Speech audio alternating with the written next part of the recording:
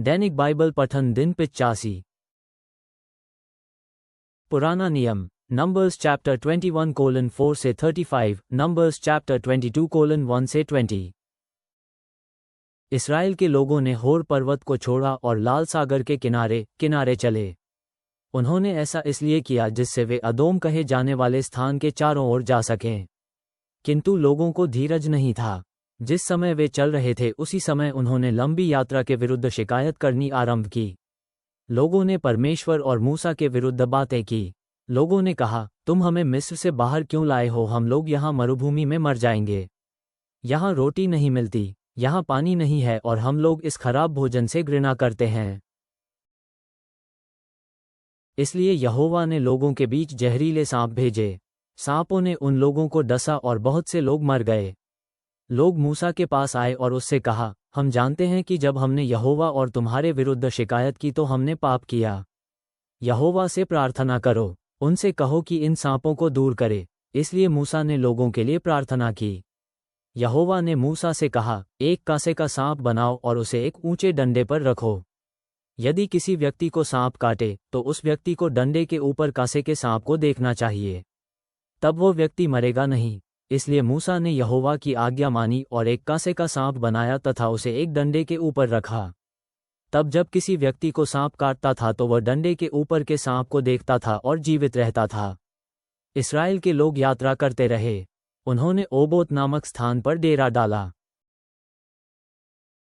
तब लोगों ने ओबोत से ईये अबीराम तक की यात्रा की और वहां डेरा डाला। यह मोआब के पूर्व में मरुभूमि में था। तब लोगों ने उस स्थान को छोड़ा और जैरत की यात्रा की। उन्होंने वहां डेरा डाला। तब लोगों ने अर्नोन घाटी की यात्रा की। उन्होंने उस क्षेत्र के समीप डेरा डाला। यह एमोरियों के प्रदेश के पास मरुभूमि में था। अर्नोन घाटी मोआब और एमोरी लोगों के बीच की सीमा है। यही कारण है कि यहोवा के युद्धों की पुस्तक में निम्न विवरण प्राप्त है। और सूपा में वाहिब, अर्नोन की घाटी और आर की बस्ती तक पहुंचाने वाली घाटी के किनारे की पहाड़ियां, ये स्थान मोआब की सीमा पर हैं। इसराइल के लोगों ने उस स्थान को छोड़ा और उन्होंने बैर की यात्रा की। इस स्थान पर एक कुआं था।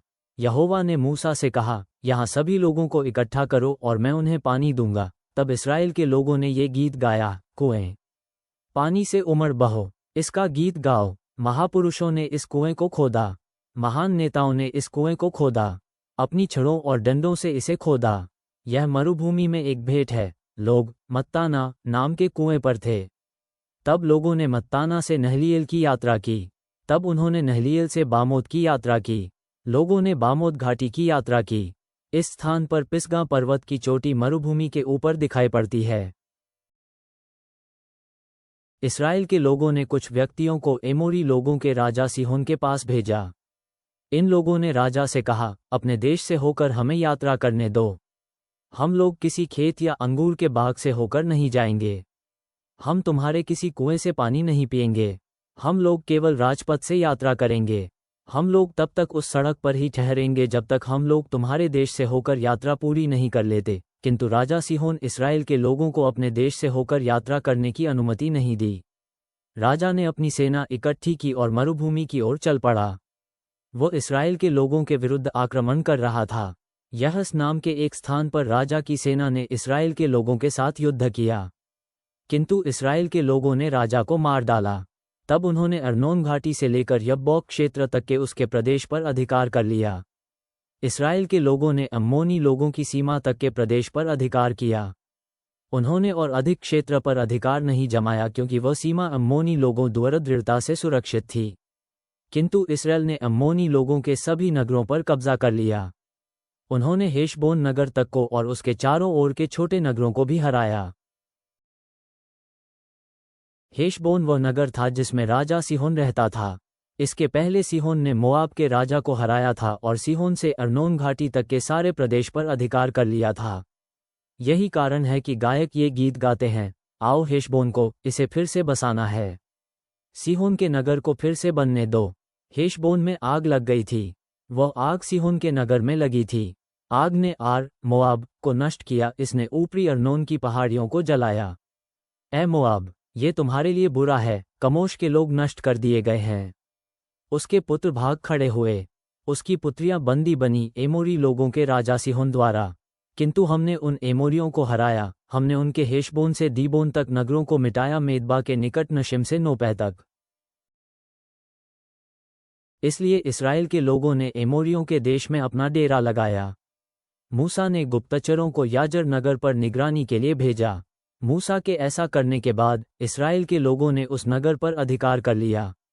उन्होंने उसके चारों ओर के छोटे नगर पर भी अधिकार जमाया। इस्राएल के लोगों ने उस स्थान पर रहने वाले एमोरियों को वह स्थान छोड़ने को विवश किया।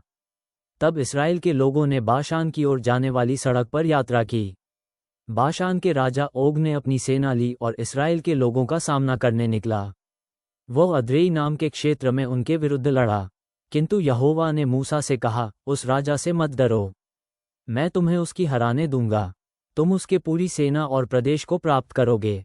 तुम उसके साथ वही करो जो तुमने एमोरी लोगों के राजा सिहोन के साथ किया। अतः इस्राएल के लोगों ने ओग और उसकी सारी सेना को हराया। उन्होंने उसे, उसके पुत्रों और उसकी सारी सेना को हराया। तब इस्राएल के लोगों ने उसके पूरे देश पर अधिकार कर लिया। तब इस्राएल के लोगों ने मोआब के मैदान की यात्रा की। उन्होंने यरीहो के उस पार यरदन नदी के निकट डेरा डाला। सिपोर के पुत्र बालाक ने एमोरी लोगों के साथ इस्राएल के लोगों ने जो कुछ किया था उसे देखा था, और मोआब बहुत अधिक भयभीत था क्योंकि वहां इस्राएल के बहुत लोग थे। मोआब इस्राएल के लोगों से बहुत आतंकित था। मोआब के नेताओं ने मिद्यान के अग्रजों से कहा, लोगों का यह विशाल समूह हमारे चारों ओर की सभी चीज़ों को वैसे ही नष्ट कर देगा जैसे कोई गाय मैदान की घास चर जाती है। इस समय सिपोर का पुत्र बालाक मोआब का राजा था। उसने कुछ व्यक्तियों को बोर के पुत्र बिलाम को बुलाने के लिए भेजा। बिलाम नदी के निकट पतोर नाम के क्षेत्र में था। बालाक ने कहा, लोगों का एक नया राष्ट्र मिस्र से आया है। वे इतने अधिक हैं कि पूरे प्रदेश में फैल सकते हैं। उन्होंने ठीक हमारे पास डेरा डाला है। आओ और इन लोगों के साथ निपटने में मेरी सहायता करो। वे मेरी शक्ति से बहुत अधिक शक्तिशाली हैं। संभव है कि तब इनको मैं हरा सकूं। तब मैं उन्हें अपना देश छोड़ने को विवश कर सकता हूं। मैं जानता हूं कि तुम बड़ी शक्ति रखते हो। यदि तुम किसी व्यक्ति को आशीर्वाद देते हो तो उसका भला हो जाता है। यदि तुम किसी व्यक्ति के विरुद्ध कहते हो तो उसका बुरा हो जाता है। इसलिए आओ और इन लोगों के विरुद्ध कुछ कहो। मोआब और मिद्यान के अग्रज चले। वे बिलाम से बातचीत करने गए। वे उसकी सेवाओं के लिए धन देने को ले गए। तब उन्होंने, बालाक ने जो कुछ कहा था उससे कहा। बिलाम ने उनसे कहा, यहाँ रात में रुको, मैं यहोवा से बातें करूंगा और जो उत्तर वह मुझे देगा वह तुमसे कहूंगा। इसलिए उस रात मोआबी लोगों के नेता उसके साथ ठहरे। परमेश्वर बिलाम के पास आया और उसने पूछा, तुम्हारे साथ ये कौन लोग हैं? बिलाम ने परमेश्वर से कहा, मोआब के राजा सिपोर के पुत्र बालाक ने उन्हें मुझको एक संदेश देने को भेजा है। संदेश ये है, लोगों का एक नया राष्ट्र मिस्र से आया है। वे इतने अधिक हैं कि सारे देश में फैल सकते हैं। इसलिए आओ और इन लोगों के विरुद्ध कुछ कहो। तब संभव है कि उनसे लड़ने में मैं समर्थ हो सकूं और अपने देश को छोड़ने के लिए उन्हें विवश कर सकूं। किंतु परमेश्वर ने बिलाम से कहा, उनके साथ मत जाओ। तुम्हें उन लोगों के विरुद्ध कुछ नहीं कहना चाहिए। उन्हें यहोवा से वरदान प्राप्त है। दूसरे दिन सवेरे बिलाम उठा और बालाक के नेताओं से कहा, अपने देश को लौट जाओ। यहोवा मुझे तुम्हारे साथ जाने नहीं देगा। इसलिए मोआबी नेता बालाक के पास लौटे और उससे उन्होंने ये बातें कहीं। उन्होंने कहा, बिलाम ने हम लोगों के साथ आने से इनकार कर दिया। इसलिए बालाक ने दूसरे नेताओं को बिलाम के पास भेजा। इस बार उसने पहली बार की अपेक्षा बहुत अधिक आदमी भेजे और ये नेता पहली बार के नेताओं की अपेक्षा अधिक महत्वपूर्ण थे। वे बिलाम के पास गए और उन्होंने उससे कहा, सिपोर का पुत्र बालाक तुमसे कहता है, कृपया अपने को यहाँ आने से किसी को रोकने न दें। जो मैं तुमसे मांगता हूँ यदि तुम वह करोगे तो मैं तुम्हें बहुत अधिक भुगतान करूँगा। आओ और इन लोगों के विरुद्ध मेरे लिए कुछ कहो। किंतु बिलाम ने उन लोगों को उत्तर दिया। उसने कहा, मुझे यहोवा मेरे परमेश्वर की आज्ञा माननी चाहिए। मैं उसके आदेश के विरुद्ध कुछ नहीं कर सकता। मैं बड़ा छोटा कुछ भी तब तक नहीं कर सकता जब तक यहोवा नहीं कहता कि मैं उसे कर सकता हूँ। यदि राजा बालाक अपने सोने चांदी भरे सुंदर घर को दे तो भी मैं अपने परमेश्वर यहोवा के आदेश के विरुद्ध कुछ नहीं करूँगा। किंतु तुम भी उन दूसरे लोगों की तरह आज की रात यहाँ ठहर सकते हो और रात में मैं जान जाऊँगा कि यहोवा मुझसे क्या कहलवाना चाहता है। उस रात परमेश्वर बिलाम के पास आया। परमेश्वर ने कहा, ये लोग अपने साथ ले जाने के लिए को फिर आ गए हैं। इस्राएल, तुम उनके साथ जा सकते हो, किंतु केवल वही करो जो मैं तुमसे करने को कहूँ। अगली सुबह बिलाम उठा और अपने गधे पर काठी रखी। तब वो मोआबी नेताओं के साथ गया। नया नियम, लूक चैप्टर 6:12 से 36।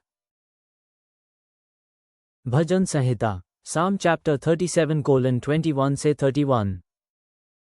दुष्ट तो तुरंत ही धन उधार मांग लेता है और उसको फिर कभी नहीं चुकाता, किंतु एक सज्जन औरों को प्रसन्नता से देता रहता है। यदि कोई सज्जन किसी को आशीर्वाद दे तो वे मनुष्य उस धरती को जिसे परमेश्वर ने देने का वचन दिया है पाएंगे, किंतु यदि वह शाप दे मनुष्यों को तो वे मनुष्य नाश हो जाएंगे। यहोवा सैनिक की सावधानी से चलने में सहायता करता है और वह उसको पतन से बचाता है। सैनिक यदि दौड़कर शत्रु पर प्रहार करें तो उसके हाथ को यहोवा सहारा देता है और उसको गिरने से बचाता है। मैं युवक हुआ करता था पर अब मैं बूढ़ा हूँ। मैंने कभी यहोवा को सज्जनों को असहाय छोड़ते नहीं देखा। मैंने कभी सज्जनों की संतानों को भीख मांगते नहीं देखा। सज्जन सदा मुक्त भाव से दान देता है। सज्जनों के बालक वरदान हुआ करते हैं। यदि तू कुकर्मों से अपना मुख मोड़े और यदि तू अच्छे कामों को करता रहे तो फिर तू सदा सर्वदा जीवित रहेगा। यहोवा खरेपन से प्रेम करता है, वह अपने निज भक्त को असहाय नहीं छोड़ता। यहोवा अपने निज भक्तों की सदा रक्षा करता है और वह दुष्ट जन को नष्ट कर देता है। सज्जन उस धरती को पाएंगे जिसे देने का परमेश्वर ने वचन दिया है, वे उसमें सदा सर्वदा निवास करेंगे। भला मनुष्य तो खरी सलाह देता है, उसका न्याय सबके लिए निष्पक्ष होता है। सज्जन के हृदय मन में यहोवा के उपदेश बसे हैं, वह सीधे मार्ग पर चलना नहीं छोड़ता। स्वर्गीय पिता, जब हम इस्राएलियों की जंगल यात्रा पर विचार करते हैं तो हमें अपने जीवन में तेरी मार्गदर्शन और प्रावधान की याद आती है। हमारी सहायता कर कि हम यीशु की भांति न्याय के बजाय प्रेम को चुनें और अपने आसपास के लोगों को अनुग्रह प्रदान करें, भले ही यह कठिन हो। हम तेरी विश्वासयोग्यता पर भरोसा करें जब हम अपने मार्ग तुझे समर्पित करते हैं, ये जानते हुए कि धर्मी इस देश के वारिस होंगे। हमें तेरी आज्ञाओं का पालन करने और उस दया को जीने के लिए सामर्थ्य दे जो तू इतनी उदारता से देता है। तेरे वादे हमारी आत्मा के लिए लंगर बने। आमीन।